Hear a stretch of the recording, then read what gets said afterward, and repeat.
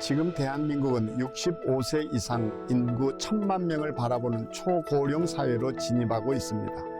직업에는 은퇴가 있지만 삶에는 은퇴가 없지요. 시니어 세대들이 믿음 안에서 기쁘고 복된 삶을 살도록 100세 특강이 돕겠습니다.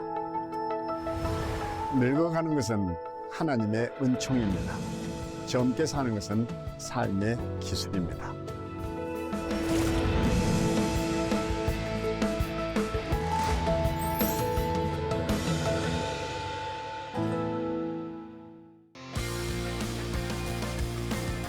CTS 100세 특강을 기다려주신 시청자 여러분 사랑합니다. 하이패밀리 송기론 목사입니다.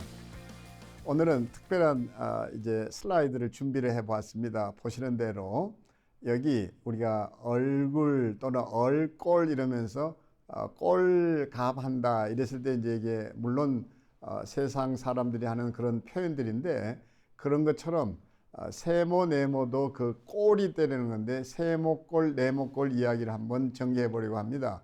보시는 대로 얼굴이 세모인 사람이 살고 있었습니다. 그런 삶의 방식이 어떨까요? 세모 식탁이잖아요. 그리고 세모 밥그릇입니다. 밥알조차도 세모 밥알로 그려진 거 보시죠? 그가 어느 날 책을 읽게 되는데 여전히 세모 테이블입니다. 책도 세모 책을 골랐습니다. 뿐입니까? 잠을 청합니다. 세모 침대 찾았겠죠? 그리고 세모 이불을 덮었습니다. 세모 베개를 댔습니다. 어떻습니까? 꿈을 꾸지 않겠어요? 그 꿈조차도 이렇게 세모의 꿈을 꾸게 됩니다. 그러던 어느 날 그가 자기하고 닮은 꼴의 자매를 만납니다. 그래서 세모와 세모가 만나죠. 저기 하늘에서 뭔가 떨어질 텐데요. 그게 뭘까요? 이것을 우리는 로맨스가 찾아왔다 이렇게 얘기하죠. 우리 모두 이런 짜릿한 경험이 있었잖아요. 하늘에서 벼락같이 찾아오던 그 사랑의 표식, 우리는 이것을 로맨스라 이렇게 얘기하죠. 두 사람은 어떻게 됐을까요? 사랑에 빠져들었습니다. 이 로맨스와 함께요. 그렇게 해서 웨딩 마치를 올리게 됩니다. 얼마나 황홀하고 행복했을까요? 자, 그렇게 해서 두 사람은 이제 뭐가 되었나요? 화면에 뭐가 보여요? 누군가는 이렇게 얘기했습니다. 네모가 되었다. 그런데 어떤 분은 이렇게 표현하는 게 있던데요. 식탁보가 되었다고. 많이들 우리 웃었었는데요. 자, 그렇게 해서 이들은 이제 세모꼴에서 네모꼴로 바뀌게 된 거죠. 그 네모 라이프 스타일로 살게 된다 이런 겁니다. 식탁 어떻게 변했나요? 네모로 바뀌었죠. 밥그릇도 네모로 바뀌었습니다. 어떻습니까? 그렇게 해서 네모로 살아가는 그들이 어떤 날은 이렇게 세모로 떨어지고 싶은 유혹도 생기더라는 거죠. 그러던 어느 날이었습니다. 잠을 청하게 되는데 기가 막히게도 자신들도 모르게 세모 침대를 찾아갔다는 거예요. 그리고 세모 이불을 덮었습니다. 각각 세모 베개를 베었습니다. 그리고 꿈을 꾼단 말이죠. 그 꿈이 어떤 꿈이었을까요? 뜻밖에도 그 꿈이 각기 이렇게 세모 꿈을 꾸게 되더라는 겁니다. 둘은 너무너무 속이 상해서 울기 시작합니다. 그리고 어떻습니까? 눈물이 강물처럼 흐르기 시작하죠. 둘은 결심합니다. 절대 우리 이대로는 안 되는 거라고. 그렇게 해서 그들은 결심합니다. 더 이상 우리 이렇게는 안 된다고. 그렇게 해서 이제 서로 어떻게 살자고요? 우리 더 이상 네모로 살지 말자. 이것을 우리는 뭐라고 얘기합니까? 이것을 이혼이라 그러죠. 이혼. 저 한자가 보이죠? 근데 지난 시간에 얘기했던 것에 이게 이제 시리즈처럼 이어지고 있는데요. 이 이혼만이 정답인가? 그래서 종종 황혼 이혼 얘기를 했는데 어떠세요? 둘은 이 순간에 우리 더 이상 네모로 살지 말자. 이 순간에 찾아가는 것이 대부분의 사람들이 이혼이란 말이죠. 근데 이들은 이 이혼을 이렇게 바꿔버립니다. 뭐라고요? 우리 더 이상 네모로 살지 말고 뭐로 살자 했을 것 같아요? 별이 되자. 별이 되자. 이것을 우리는 뭐라고 얘기하는 거 아니? 위혼이라 그럽니다. 위혼. 그러니까 다시 이 말이죠. 우리 이혼만이 답이 아니라 우리에게는 리혼이 있다는 것. 바로 시니어에게 필요한 것은 바로 이 리혼으로 가는 지혜가 필요한 거죠. 자, 그래서 시청자들께서 저를 따라서 한번 해보시게 되기를 바라는데요. 어떻습니까? 가운데 이 손가락을 이렇게 마주쳐서 나머지를 맞부딪히게 되면 이런 모양이 나오게 되는 거죠. 그렇죠? 이렇게 보이죠? 그래서 우리 엄지를 뗐다 놓았다 하면서 이렇게 따라 해보실 수 있습니다. 부모 없이 살아도, 그렇죠? 부모가 불필요하다, 불효의 마음이 아니라 부모님이 언젠가 우리 곁을 떠나도 우리는 세상 사는 이치 터득에 산다, 이제 이 소리인 거죠. 부모 없이 살아도. 어떻습니까? 또 이건 뭐예요? 친구 없이 살아도. 검지는요. 그리고 어떻습니까? 자식 없이 살아도, 자녀 없이 살아도. 그리고 어떻습니까? 이제 마지막 약지를 떼면서 뭐라고요? 배우자 없이 못 산다. 떨어지나요? 절대 안 떨어지거든요. 어떠세요?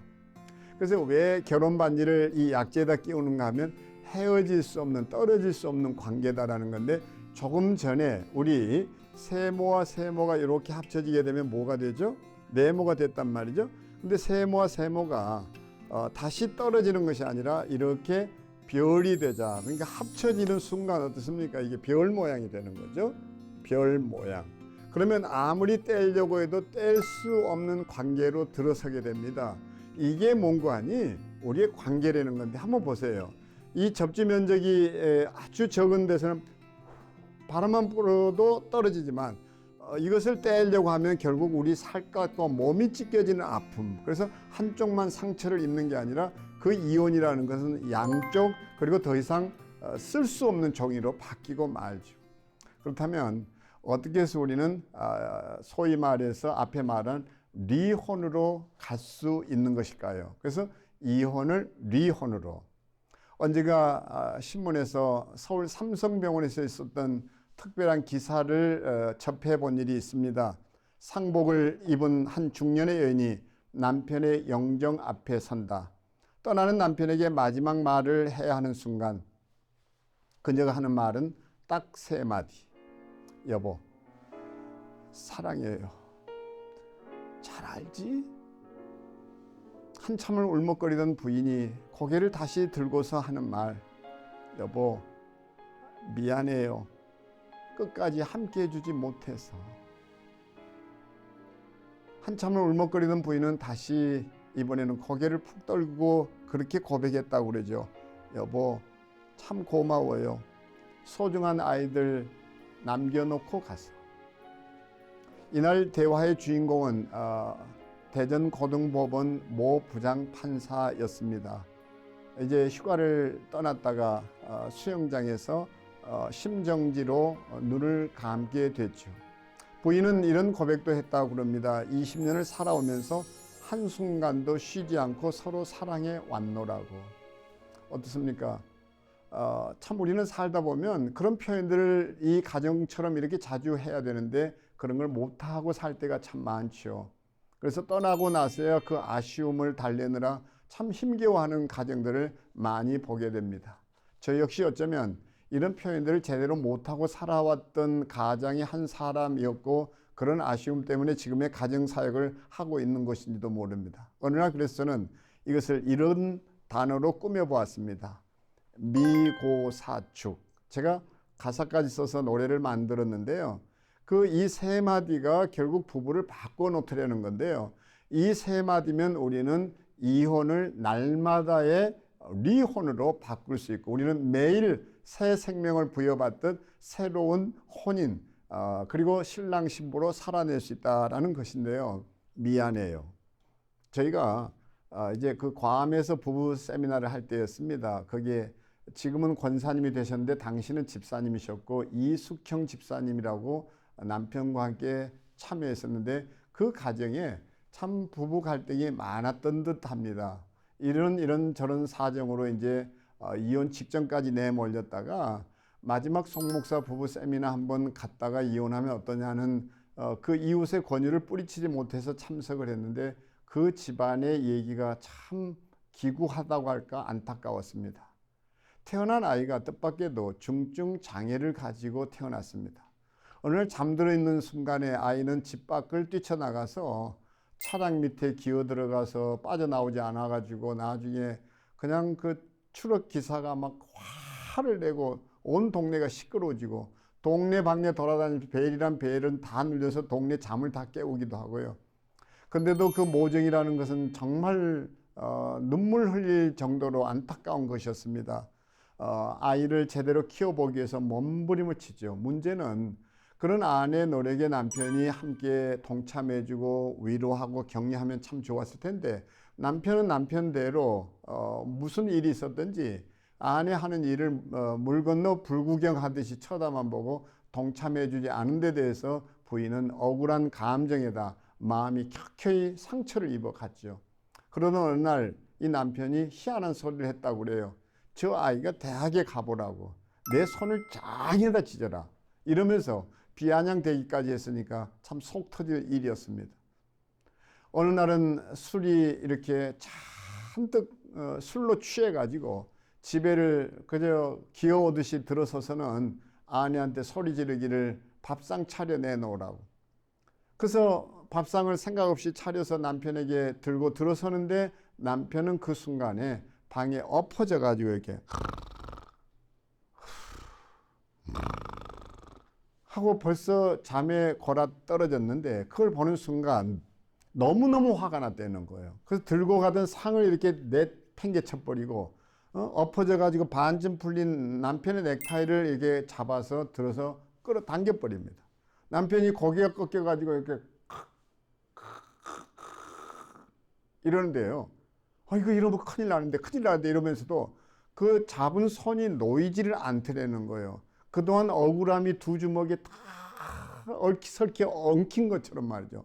그 힘이 얼마나 셌던지 그 남편의 목이 끌어올려지고 남편은 거기서 숨이 막혀가지고 이러는데요. 나야지 이러면 안 되는데 그것은 머릿속의 생각일 뿐이지 이게 생각과 행동이 불일치하기 시작한 겁니다. 분열 상태에 간 거죠. 큰일 났네 이런데 그건 생각뿐이었고 점점 손에는 힘이 들어가지고 자기가 손을 풀고 싶어도 풀리지 않더라는 거예요. 그러는 어느 순간 자기도 모르게 손이 이렇게 탁 풀리면서 남편이 방바닥에 꼬꾸라지듯이 탁 하고 쓰러지는데요. 그 순간 자기는 그게 너무 재밌어가지고 깔깔대고 그냥 집을 뛰쳐나왔다라는 거예요. 길거리를 배회하기 시작합니다. 나뭇잎이 이렇게 팔랑거리는데 낙엽의 그 흔들리는 모습만 보고도 깔깔깔깔 웃음이 터지고 막 계속해서 이번에는 거꾸로 웃음이 멈추지를 않는데, 야 이거 나는 미쳤구나, 미쳐가는구나, 나는 미쳤다 이러면서 인생이 서글프더라는 거예요.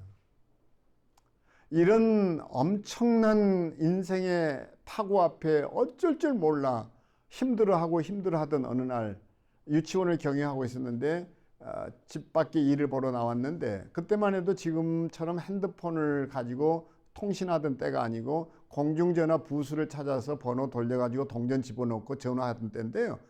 유치원에 전화를 건 거예요. 근데 유치원에 그 부감인지 하는 분이 그 전화를 받자마자 소리쳤다는 거예요. 원장님, 윤서 합격했어요. 이 한마디에 너무 놀래가지고 할아버지 감사합니다. 이 연약한 종의 기도를 들어주셔서 감사합니다. 이 기도가 터져야 되는데 기도는커녕 수화기를 내던졌다는 거예요. 그리고 집에 달려가서 빨리 해야 할 일이 있었는데 뭐였을 것 같아요? 남편 손을 장에다 찢어버려야 됐다는 거예요. 그렇게 고통받다가 이제 당신하고 못 살겠다 해서 헤어지려고 했던 것인데, 하도 주위에서 권하니까 그 세미나에 참석했던 건데, 거기에서 저희 부부의 아팠던 얘기, 갈등했던 얘기, 서로 뭐 그냥 그 싸웠던 얘기들 다 꺼내놓으니까 그 얘기가 공감대가 형성됐고, 서로 나누는 시간에 그 남편이 아내에게 생전에 듣도 보도 못했던 얘기를 꺼내드리는 거예요. 그게 무슨 얘기였을 것 같아요? 딱 이 한마디 내던졌습니다. 미안하다. 그 말에 그냥 고꾸라지고 맙니다. 그리고 울기 시작해요. 결국 그 우는 아내를 옆에서 지켜보고 있던 남편도 견디지 못해 아내를 붙잡고 같이 엉엉 울기 시작합니다. 그 한마디가 그 집의 갈등을 녹여내는 치료제가 됩니다. 그리고 이수경 집사님이 이런 생각을 하시는 거예요. 그래, 맞다. 내가 아이에게 매달리는 순간 내 남편에게는 결국 아내의 자리가 비었었구나. 그리고 아이도 없었구나. 근데 그 외로움이 느껴지더라는 거예요. 이 미안하다는 한마디가 가져온 것이 다른 것이 아니라 기적이었습니다. 우리가 시니어로 들어서는 순간 해야 될 것이 있는데 그래도 지금까지 살아준 아내에게 그 미안하다는 한마디 어떻습니까? 그리고 정말 가족을 살리기 위해서 애썼던 남편에게 참 내가 서툴러서 모자라서 부족해서 헤아리지 못해서 미안했다는 그 미안하다는 한마디가 기적을 일으킨다는 거 놓치지 않았으면 좋겠습니다. 그리고 두 번째 부부를 만났었는데요. 그 두 번째 부부는 갱년기에 들어서서 갈등이 많았었던가 봅니다. 근데 얘기 중에 뭐가 불평이고 뭐가 그렇게 불만이냐고 그랬더니 부인 하는 얘기가 뜻밖에도 이랬어요. 이 양반이 내게 오단벌 사준 일이 없었다고. 뜻밖에게 남편이 당황하기 시작했습니다. 아니 어떻게 사셨길래 부인이 저런 얘기를 하냐고 그렇게 무관심했었어요. 그랬더니 남편이 화를 내면서 뭐 옷 안 사줬다고? 옷 사줬어.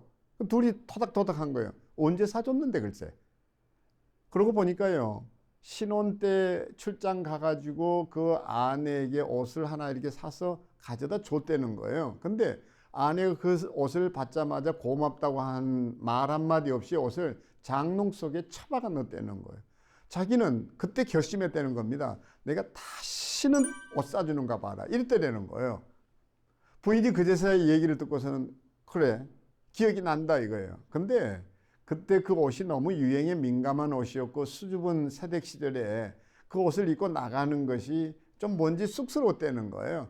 나중에 입으려니 하고 집어넣었던 건데 아이가 생겼고 아이를 낳고 나니까 체형이 바뀌어서 사이즈가 맞지 않아서 못 입었다.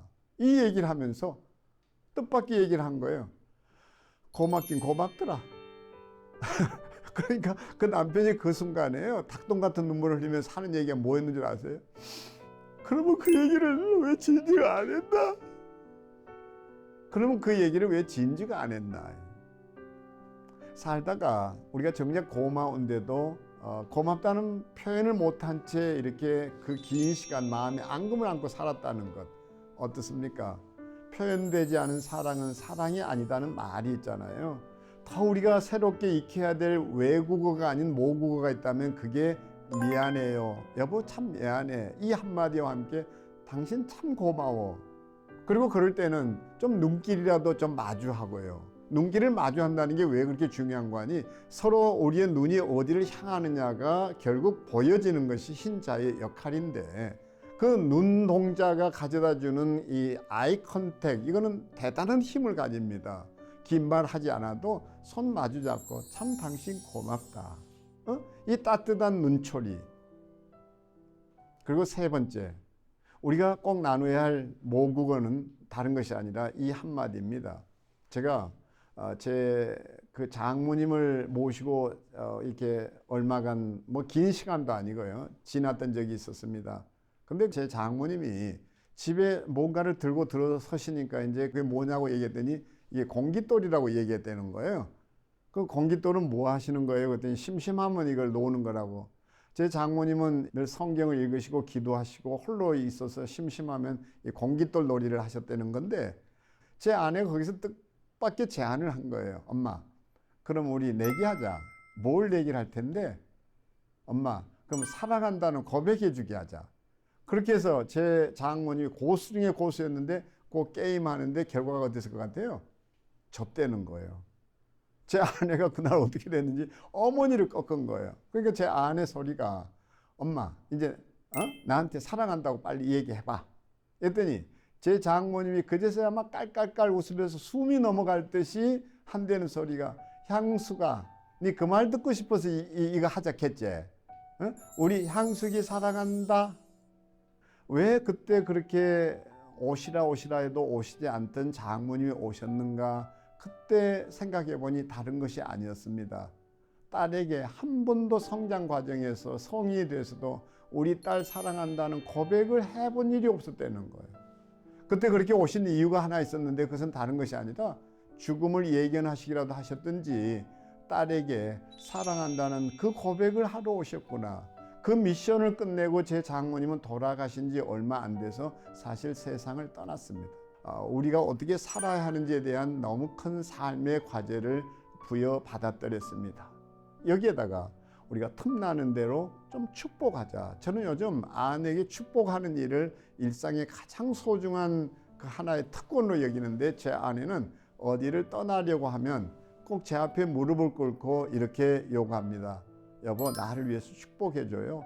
그러면 제가 제 아내 머리 위에 손을 얹고 여호와께서 향수기에게 복을 주시고, 이런 방식으로 축복도 하고, 이번 여정에 하나님이 함께 해주시기를. 근데 저는 모르긴 해도 이런 모습을 우리 자녀들이 보고 자랐을 것이라는 생각도 해볼 때가 있고요. 그리고 그렇지 않다 할지라도 엄마가 왜 저렇게 아름다운 사역을 하는지 거기에는 아빠의 축복이 있고 두 사람이 살아가는 이 이야기가 있다는 것을 알 거라는 확신이 있습니다. 우리 이제 이혼을 리혼으로, 이 주제와 함께 마지막 과제를 드리고 싶은 것 있는데, 그것은 다른 것이 아니라 한 번쯤 우리도 젊은이들처럼 이제 은퇴 후가 되셨던, 아니면 결혼 생활 50주년이 됐던 30주년이 됐던 우리가 해야 될 것이 있는데, 앙코르 웨딩 한번 해보자는 것입니다.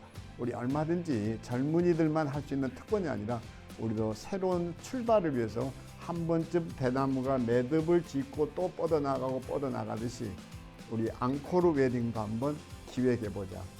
굳이 그 젊은이들 입는 드레스 입지 않아도요, 옷 단정하게 차려입고 좀 한번 이렇게 우리도 다시 한번 신혼으로 되돌아 가볼 수는 없을까.